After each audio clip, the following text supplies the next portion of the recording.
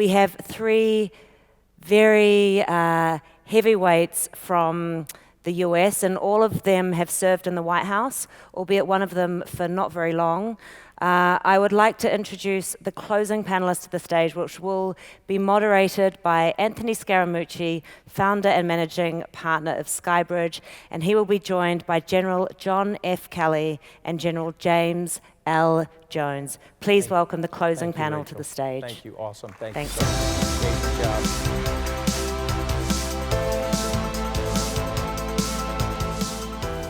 I want to thank Rachel for doing such an amazing job today. We got another exciting day tomorrow, and give these guys an opportunity to talk. I thought we prepared a few questions, and then I'm going to just ask the questions to the two generals and give them a chance to respond, and then we'll get you guys out to the cocktail party and the pool party tonight.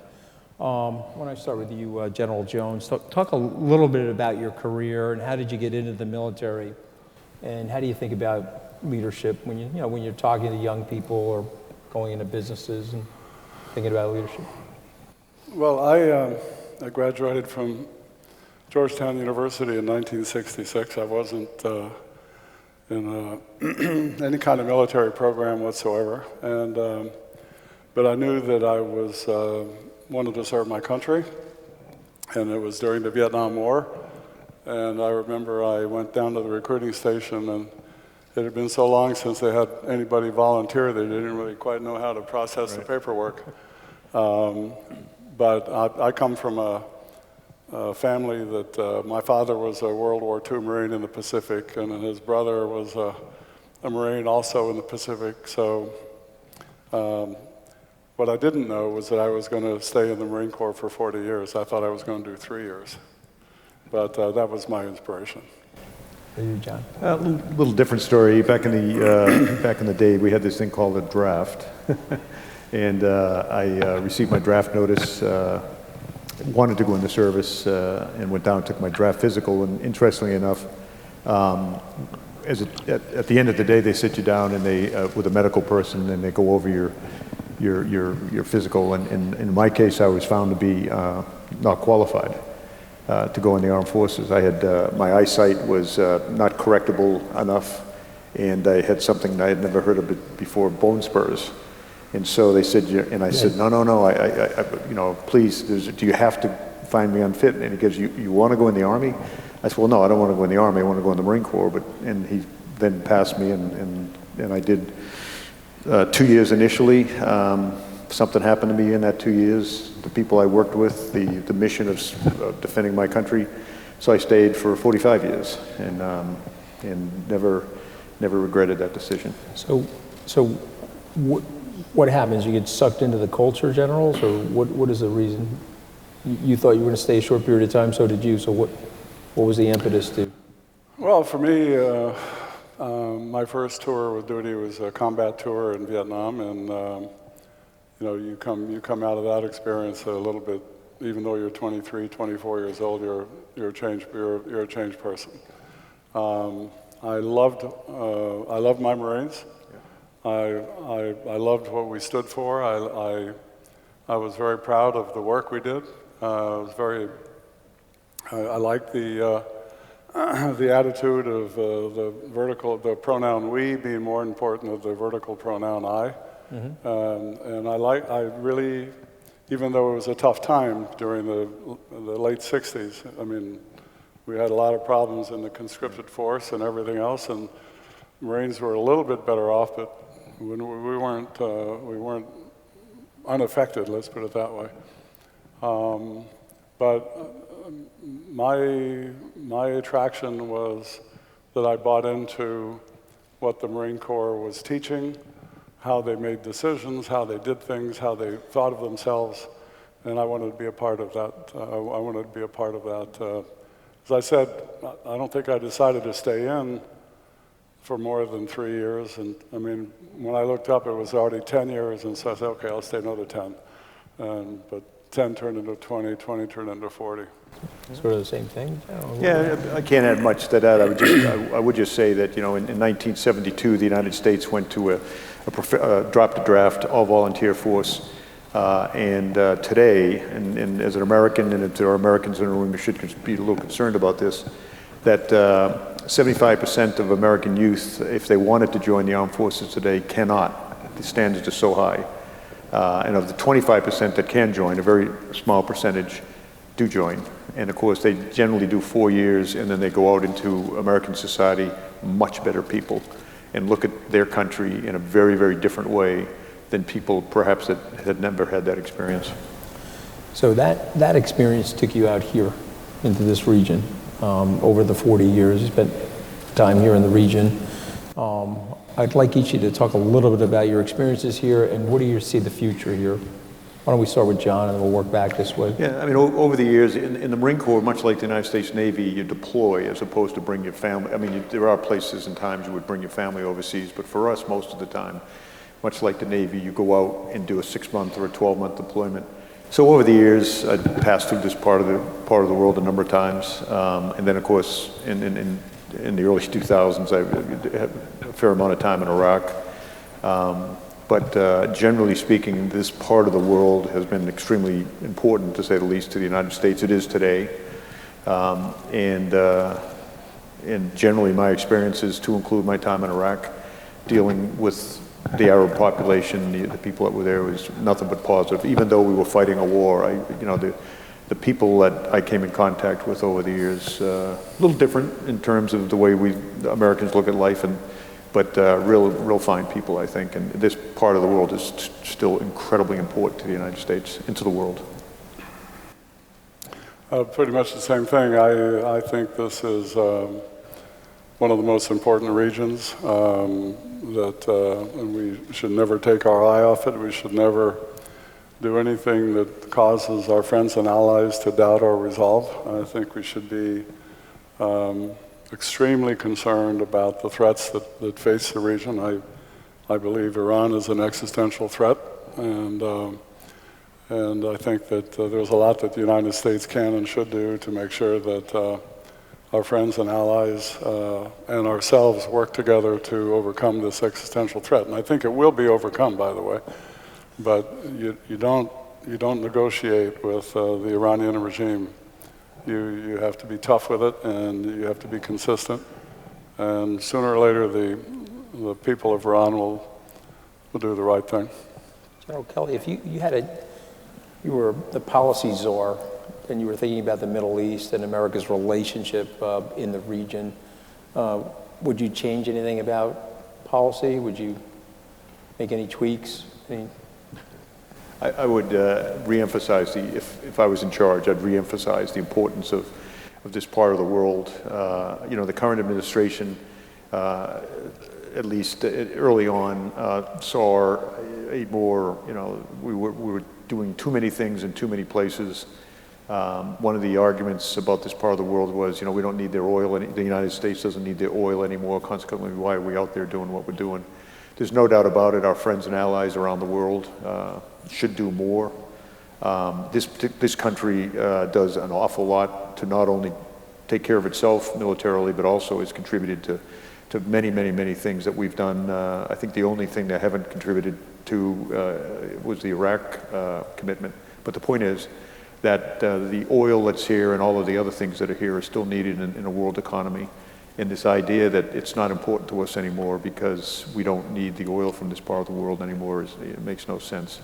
I think in the last couple of years, since the beginning, I think not to push you, General, but it makes no sense because that level of volatility, price shock, supply shock, would have a dramatic effect on the global economy around the world. And since it would have a negative effect on the global economy, it would certainly have a negative effect on the U.S. economy. So I think now the administration is on a campaign to have countries do more to assist this part of the world and keep it stable. And that's a good thing. But I don't think this attitude of withdrawal is as prevalent anymore in the White House as it once was early on. Would you change anything? We don't have enough time on the clock, by the way. Or do we have enough time? Sorry? No, I said, would you change anything? I said, do we have enough time on the clock? Yes, I would. First of all, you have to you have to go back a little bit and look at our engagement in 2003 in Iraq, which was poorly thought out without any clear objectives. And if the only goal was to topple Saddam Hussein's statue, that's not a good enough reason to get involved in a conflict like that, and everything kind of follows that.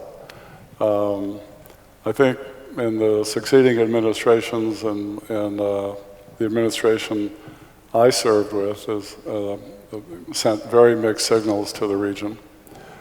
John talked about the oil for security deal being fragmented. Some truth to that, I think, but that doesn't mean that you take your eye off the region or you start transmitting a hesitancy to do the right thing. And I think the biggest mistake in that administration was the handling of the so-called Arab Spring and the Syrian Red Line that went unenforced and allowed Russia to start penetrating in the region, and then we have this the situation that we have today. So yeah, in retrospect, I think we should change a lot of things, but the idea that you can do more with less, especially with the threats that face us and the Iranian continuation of being the #1 exporter of terror in the world and destabilizing the entire region and working in Africa as well. You know, I don't understand why we let Iran get away with that. I don't, the politics of appeasement don't appeal to me. Now, it doesn't mean you have to go to a land war with them, but the economic sanctions and the international community should just isolate them until the point that the Iranian people do what I think they're going to do, and then we help the Iranian people. Then we have a plan to help the Iranian people recover. So the sanctions now are not strong enough? Sorry? The sanctions now are not strong enough? I think the sanctions are working, and I do think the Trump administration on that score has done a good job. I think we need to marshal international support to make sure that everybody's with us so that we're not, on the one hand, one country is trading and the other country is not. I think we need to be resolute. So you both served 4 decades plus in the Marine Corps. Then you went on to a different form of public service. Each of you worked in the White House, had different roles in the White House. But how would you describe the differences in the presidents in terms of their management style and their leadership approach? Let's start with you, John. I think that's let you tee that one off. Well, the president, of course, President Trump came in having no, kind of, one of the reasons people liked him, voted for him, was he had no experience in politics. He was the guy coming in from the outside to fix everything. I think he certainly learned early on that when you're a president, that doesn't mean you can do anything you want. All presidents have to face this, right? They come in and they want to do all of the things they talked about in the campaign.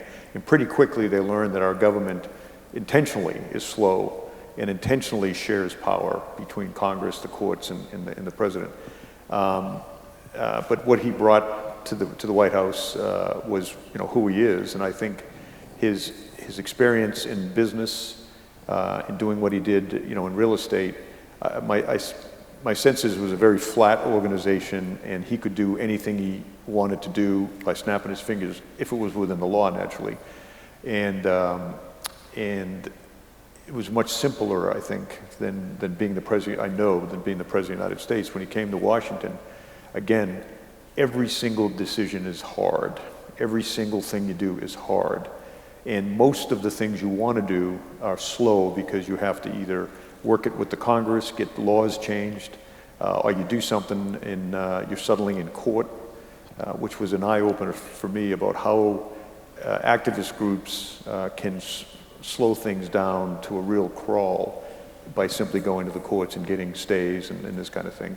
But I think his style, and you see it all the time, is a pretty rough one, a pretty aggressive one, and I think what I brought to the White House for that 18 months or so was a system, a process that allowed him to be exposed to every facet, angle, inside out of every topic he was considering so that he could then make the best informed decision for the United States. That's what I brought to the White House. So I didn't know President Obama. I'd met him a couple of times, but all of a sudden he asked me to be his national security advisor. And Why do you think he asked you? I don't know. Okay. I really don't know. But he did ask me, and I presume he did some checking around, and some people said some things, but we didn't really know each other. And so the first thing I did is to go in and sit down with him, and I said, okay, I need to know how you like to make decisions. And I said there are two models for a National Security Council. One is the Bush administration model, the preceding administration, where a small group of people gather around the president and they discuss the big issues, and then they decide what they're going to do, and then they telegraph it down to the National Security Council, and it goes out from there. So it's a top-down driven process. So the other way is a bottom-up driven, and it's more academic, but we take the issues and we grow them up through the decision-making, the 4 steps of decision-making level in the NSC. What do you think? And he said, I like the bottom-up approach. And I said, that's good, and we can do that. I said, but what it means is that, when you have meetings, people have to be there.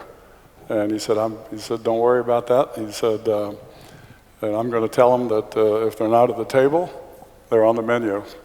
And that's what it was. And so, from my standpoint, it made my job a lot easier because the entire NSC was focused. They knew that the president was going to rely on them. They knew that the staff, the lower decision makers, and the people who do the analysis of the problems knew that they were going to brief the president. So everybody really was pretty motivated to do a good job.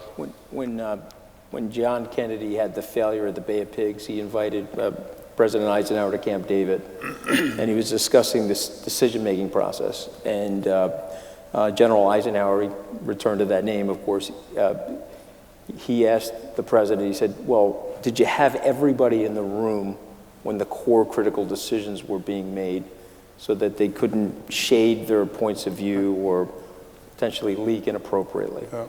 Did you have everybody in the room? Absolutely. Did you have everybody in the room, John? Everyone that needed to be in the room was in the room. We actually believe that national security was a much broader menu. It's not just the Defense Department, not just the State Department and the NSC, but the Treasury Department. They look at everything Treasury does today with sanctions and everything. Sure. Very Energy Department, obviously, many other departments sat around the table, and everybody was called on to say, what do you think? Do you think the president still has everybody in the room, John? I think he has too many people in the room now. As I say, the job of the staff chief is to make sure the right people are in the room, and he gets exposed to all angles. And to the general's point, I mean, what shocked me, not shocked, but what surprised me early on was when we would be talking about some national security issue was exactly that. What was a brilliant idea by the Secretary of Defense might have been catastrophically bad for the State Department or the Treasury Department. And if they're not in the room to express that opinion, then you don't have a true interagency approach to the problems. So everyone that needed to be in the room was in the room, and those that didn't need to be in the room weren't in the room. But I think now it's more, people back to the old way before I get there, and that is people go in and say, hey boss, this is what I think we need to do. Okay, go ahead and do it, and only then do you find out that it's a bad idea for other parts of the government. And we've seen a few examples of that. I think it's important, right? I mean, even corporations, et cetera. Let's talk a little bit about NATO. alliance has been remarkably beneficial for global peace, certainly peace and security in Europe. Is the alliance sustainable? Does it need to be refreshed? Will it be refreshed? What do you think, General Jones, about the future of NATO? Sure. I'm optimistic about the future of NATO. Optimistic. Yep. So I got there in 2003. We had 19 countries as members. In 2004, we went to 26, and now we're almost 30. It is a remarkable alliance. You sometimes get the impression that it's not working, but if you look and see what NATO has done quietly during President Putin's return to power and all of the things that he's threatened Eastern and Central and Western Europe with, you have to understand that Vladimir Putin despises NATO. I mean, it's right up there at the top of his Do you list. think Vladimir Putin would test NATO? Yes. So what NATO has done is we've moved the defense of Europe to the Black Sea and to the Baltic states. So that's the defense of Europe now, and it's legitimate because of the actions that the Russians have taken. So General Kelly, in the event that the Russian army tested NATO, what do you think NATO's response would be to the Russian army, consistent with Article 5? I believe that NATO will do what it's committed to do, and that is defend itself. You know, it's been my experience recently to travel quite a bit in Europe, and you kind of have two NATOs in a way. They get the old NATO that just kind of get used to the protections, the deterrent that NATO represents. And you have new NATO, and those are the countries that used to be in the Warsaw Pact, and they have a very different attitude when they think of Russia and when they think of the usefulness of NATO. Just add something to this. I mean, Russia is already testing NATO, but I don't necessarily mean in a combat kind of army type thing, any kind of military skirmish. But when you look at the cybersecurity intrusions, when you look at the manipulation of social media and the very skillful way the Russians have reinvented themselves to destabilize not only our country and our elections, but elections in democratic countries. This is part and parcel of how the new NATO has to change itself to be able to respond to those threats. And just to add, I had a conversation, not with Putin, but at Helsinki with one of the guys that are fairly senior up, and we had an opportunity to talk, and I was asking him about, why are you spending the money you're spending on, you have an economy that's smaller than Italy's. You have a society that's coming apart at the seams. There's not a lot of hope there, not a lot of democracy, not a lot of freedom. And why you? And he said, well, we have to because NATO is an offensive organization, and we have to defend ourselves against NATO. And I said, well, first of all, NATO is not an offensive organization. It's a defensive, deterrent organization. I said, and when you were at your worst in terms of being able to defend yourself, when the wall collapsed, Soviet Union came apart, and Russia itself was on its knees, what did NATO do? That would have been the perfect time to attack you. You were defenseless. What did NATO do at that time? NATO helped you in various ways. So this foolishness about NATO, you have to defend yourself against NATO. NATO, when it had the opportunity to walk into your country, never did that. So let me ask you both this question. A few years back, President Obama called Russia a regional power. Is that the case today? I mean, the economy's small, but the influence seems to be quite large. I was wondering your reaction to that. Well, it is. I mean, strategically, they're batting above their weight. I think they have more clout than they deserve. But I think we give them that recognition, and I don't think we should, to be honest with you. And with the exception of nuclear weapons, I think Russia is a declining power in real terms. But the more we treat Vladimir Putin as kind of a world leader and invite him to all of these wonderful fora all over the world, and you know, there's no consequence. He doesn't feel the isolation that, let's say, the Iranian regime does. And now he's cozying up with China. I mean, this is bizarre in the extreme. But I do think that Russia, at best, is a regional power, but they're a strategic disruptor, and that's what they do well. What would you do, John, to stop that strategic disruption? What steps would you do? Treat them like the regional power they are, to the general's point. Stop treating Putin like he's, you know, the head of with the exception of nuclear weapons, like that he is a strategic player. I don't know why we simply don't treat them and criticize them. I mean, if you'd have told me 10 years ago that there would be a European country invade another European country in the 21st century, you know, Russia and Ukraine, I'd say that it can't happen. And that's what, you know, Putin wants to reestablish the greatness of Russia. Like, you know, okay, fine. And he doesn't care at whose expense that is. And the other thing he very definitely wants to do is push us off, the United States, off the top, you know, because of his long-lasting, long-living animosity towards the United States because of the collapse of the Soviet Union. I mean, we caused the Soviet Union to collapse not by attacking it, not by war, but just by being better than them, by being freer than them.